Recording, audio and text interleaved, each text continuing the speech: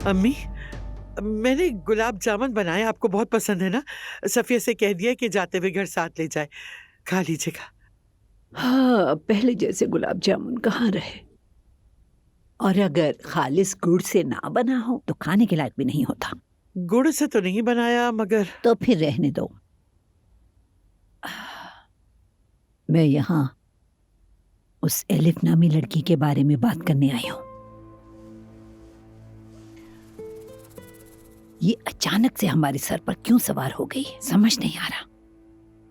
मैं भी नहीं जानती अम्मी, सुनकर मैं भी हक्का बक्का रह गई, कुछ समझ में नहीं आया। मेहमत को उसके बारे में कुछ मालूम है? भला उसे क्या मालूम होगा अम्मी, वो भी हैरान ही हुआ है। जैसे ही सुना कि वो आई है, फौरन घर से निकल गया। सुनो, क्या हिल्मी की घड़ी इसी ने चुराई थी सच में? मेहमत तो यही कहता है।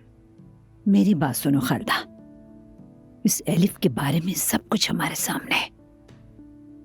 हालिया दिनों में हमारी कितनी भी लड़ाई हुई हो, फिर भी तुम मेरी सबसे अच्छी बहू हो। फिर हर मामले में तुम अटल खड़ी रही, सिर्फ और सिर्फ अपने ही घर वालों का साथ दिया। हमेशा मेरी बात मानी तुमने।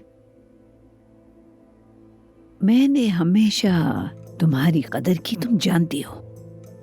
लेकिन वक्त गुजर गया, मेहमत जवान हो गया, मगर एलिफ फिर से हमारे आसपास आ गई।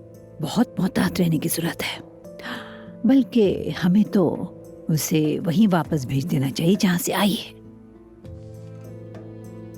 अम्मी, आप ठीक कह रही हैं, ठीक ही कह रही हैं, मगर ये बात मुझे नहीं, आयजा को कहें, क्योंकि